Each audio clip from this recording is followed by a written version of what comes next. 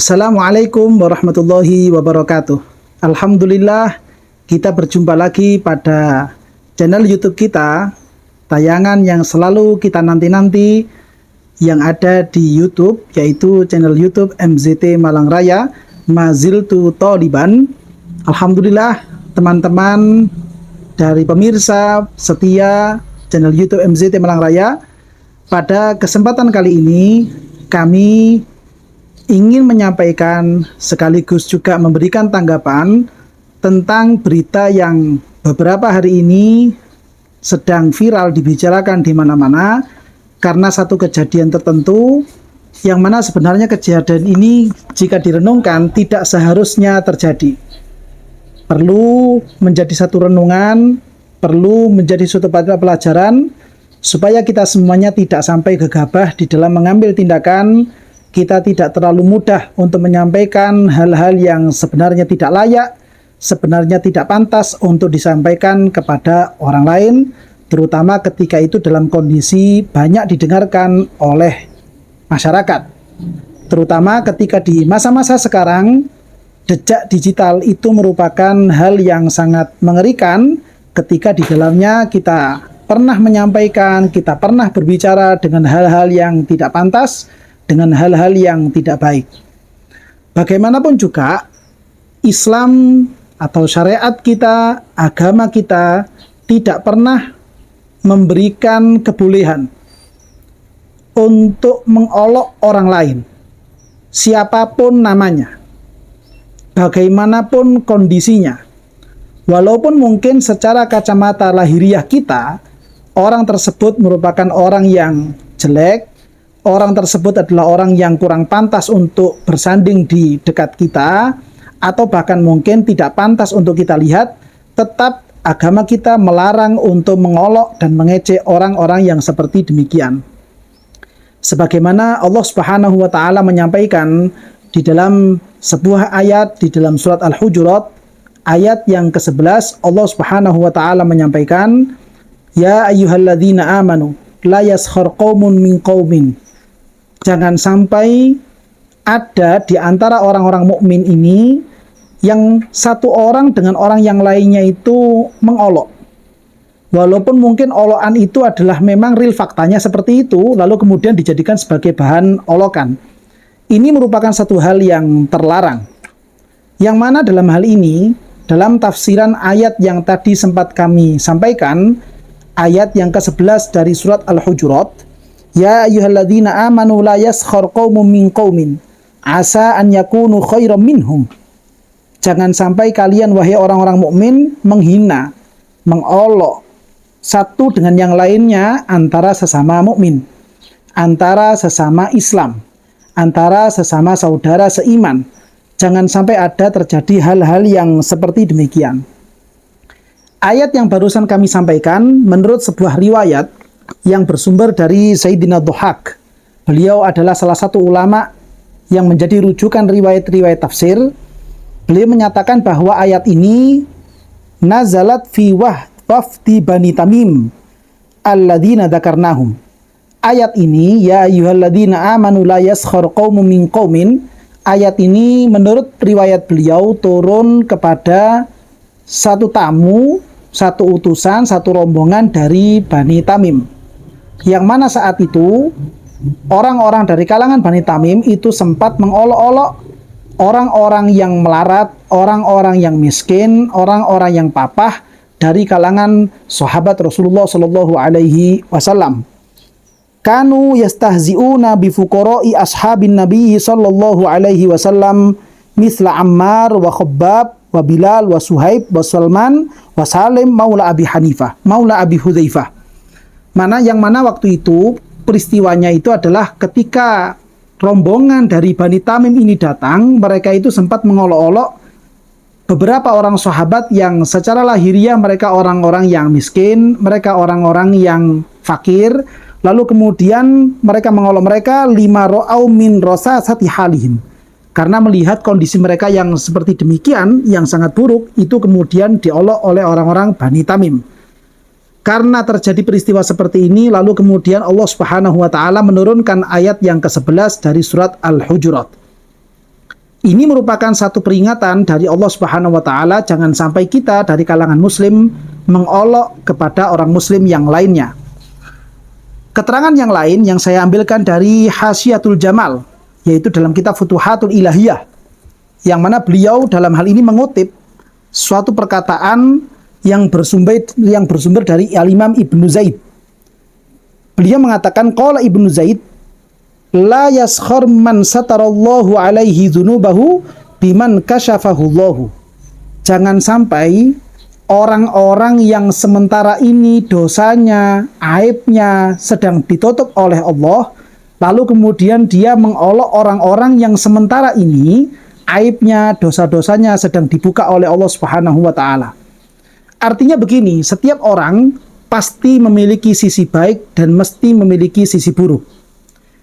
Bagi orang-orang yang memiliki sisi buruk, itu ada kalanya sisi buruk ini sedang ditutup oleh Allah, ada kalanya kemudian diungkap oleh Allah Subhanahu wa taala. Ketika misalkan ada orang yang saat ini sisi buruknya sedang ditutup oleh Allah taala, maka tidak selayaknya, tidak sepantasnya mereka mengolok-olok orang-orang yang saat ini sisi buruknya sedang dibuka oleh Allah Subhanahu wa taala. Siapapun namanya. Apakah dia bernama Muhammad, apakah dia bernama Ahmad, apakah dia itu bernama Salim, apakah dia itu bernama Zaid, apakah dia bernama Umar, bernama Amr, atau yang lain-lainnya. Siapapun namanya. Karena kita harus sadar bahwa setiap di antara kita pasti punya sisi yang buruk. Kita semuanya sama-sama memiliki aib. Hanya saja kebetulan mungkin saat ini aib kita sedang ditutup oleh Allah Subhanahu wa taala sehingga kita masih tampak baik di hadapan orang lain. Kebetulan saja ada pihak-pihak tertentu dengan nama-nama tertentu yang kebetulan juga nama ini merupakan nama yang dimuliakan oleh agama kita, nama yang sangat diagung-agungkan di dalam Islam, yaitu mereka orang-orang yang memiliki nama Muhammad atau orang-orang yang memiliki nama Ahmad. Kebetulan kondisinya sedang dibuka aibnya oleh Allah Subhanahu wa taala. Sehingga kemudian muncul statement bahwa kebanyakan orang-orang yang tinggal di penjara adalah mereka orang-orang yang bernama Muhammad. Hal yang seperti ini tidak selayaknya. Mereka yang sedang ditutup aibnya oleh Allah kemudian mengolok-olok atau mengkata-katai mereka yang sedang di dalam penjara yang kondisinya sebenarnya aibnya sedang dibuka oleh Allah Subhanahu wa taala. Al-Imam Ibnu Zaid melanjutkan, fala'alla izharu dzunubihi fid dunya khairun lahu fil akhirah. Bisa jadi kondisi saat ini di dunia yang mana mereka aibnya sedang dibuka oleh Allah Subhanahu wa taala itu jauh lebih baik bagi dia daripada aibnya itu nanti dibuka di alam akhirat. Bisa jadi juga orang-orang yang saat ini aibnya sedang dibuka oleh Allah, namun mereka kemudian tulus, ikhlas menerima apa yang menjadi ketentuan Allah terhadap dirinya. Karena rasa ridho yang seperti ini kemudian Allah Subhanahu wa taala menghapus dosa-dosanya, memberikan maghfirah kepada mereka semuanya, dan itu jelas lebih baik dibandingkan kita-kita yang saat ini sedang memiliki aib, namun aib kita sedang ditutup oleh Allah Subhanahu wa taala. Nah, ini menjadi peringatan besar dari peristiwa yang saat ini sedang terjadi di negara kita Republik Indonesia. Terlebih lagi kalau kemudian orang yang diolok tadi itu memiliki nama Muhammad atau memiliki nama Ahmad. Yang mana nama-nama seperti ini merupakan nama-nama yang diagungkan oleh Allah Subhanahu wa taala, nama-nama yang diagungkan oleh agama Islam. Bahkan ini merupakan satu anjuran dari baginda Nabi besar Muhammad sallallahu alaihi wasallam.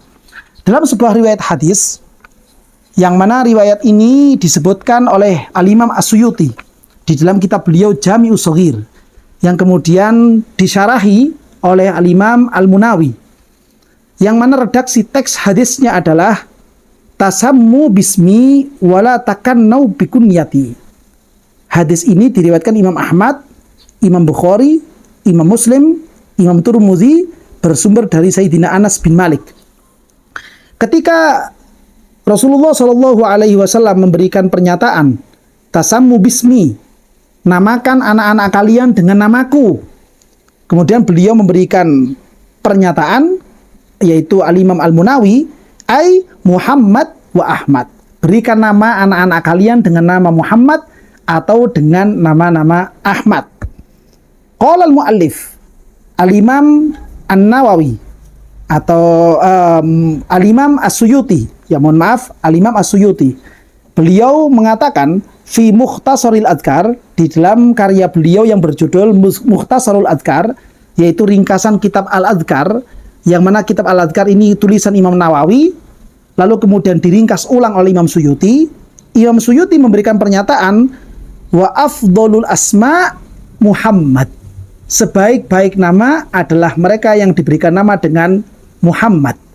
Jadi memang suatu keanjuran bagi setiap orang tua ketika mereka ini memiliki anak, supaya memberikan nama kepada anak-anaknya dengan nama Muhammad.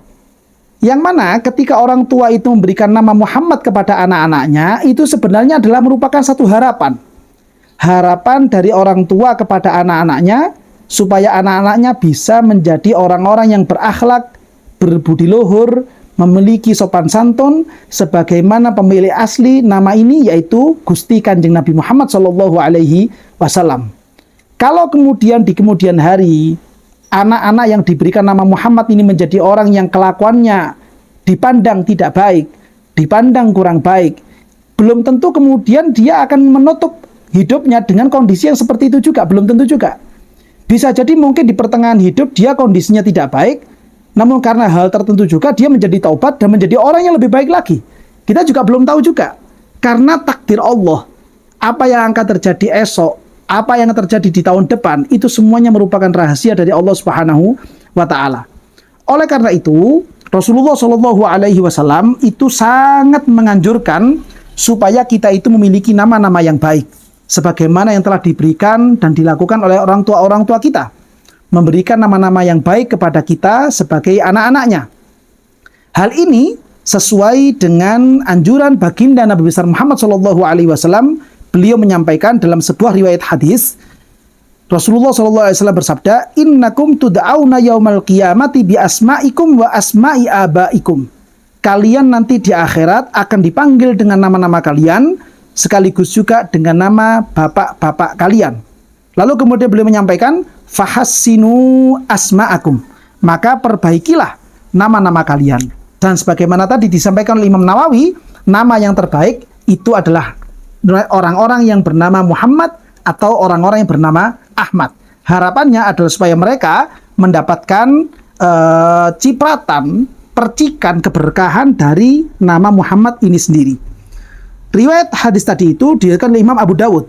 Lalu kemudian di dalam syarah kitab Sunan Abu Dawud sendiri, ya, bahwasannya di situ Al-Imam Abu Dawud membuat satu bab yang mana bab ini diberikan nama khusus, yaitu taghyirul asma, kesunahan untuk merubah nama dari nama yang tidak baik menjadi nama yang baik. Artinya, ketika kita itu punya nama anak yang tidak baik, itu dianjurkan supaya menggantinya menjadi nama-nama yang baik. Harapannya supaya mereka bisa memiliki perilaku, budi luhur yang sesuai dengan nama baik tersebut. Ya, sampai ada babnya khusus seperti itu. Dan kemudian Al-Imam Al-Hattabi, penulis syarah Imam Abu Dawud ini, ya, beliau mengatakan, kana sallallahu alaihi wasallama yuhibbul fa'la al-hasana wal ismal hasan. Yang artinya bahwasannya Gusti Kanjeng Nabi Muhammad sallallahu alaihi wasallam sangat menyukai perbuatan-perbuatan yang dari perbuatan ini bisa diharapkan muncul kebaikannya. Begitu juga beliau Rasulullah sallallahu alaihi wasallam sangat menyenangi nama-nama yang baik. Dan sebaik-baik nama adalah mereka orang-orang, anak-anak yang diberikan nama Muhammad, atau diberikan nama Ahmad, atau diberikan nama Abdullah, atau diberikan nama Abdurrahman. Sehingga ini merupakan satu pelajaran besar bagi kita semuanya, dengan munculnya peristiwa yang seperti ini, supaya bisa menjadi pelajaran besar bagi kita, terutama kepada para pelaku yang mungkin terbiasa mengolok saudaranya, mengolok sesama temannya, supaya tidak lagi melanjutkan perbuatan yang seperti demikian. Ini mungkin tanggapan yang bisa kami sampaikan pada kesempatan kali ini. Barangkali mungkin ada keterangan yang kurang jelas, atau mungkin ada pertanyaan-pertanyaan susulan, maka bisa Anda sampaikan melalui kolom komentar atau melalui nomor admin yang telah tertera pada layar YouTube Anda. Mudah-mudahan apa yang kita pelajari, apa yang kita kaji, bisa menjadi ilmu yang manfaat dan barokah. Dan terlebih lagi yang lebih penting adalah mudah-mudahan kita semuanya senantiasa diberikan kekuatan oleh Allah Ta'ala untuk bisa mengamalkan ilmu-ilmu yang telah kita dapatkan, sehingga kita bisa menjadi orang-orang yang diridhoi oleh Allah Ta'ala, dan juga dicintai oleh junjungan kita, kekasih kita, idola kita, baginda Nabi besar Muhammad Shallallahu Alaihi Wasallam. Amin ya rabbal alamin.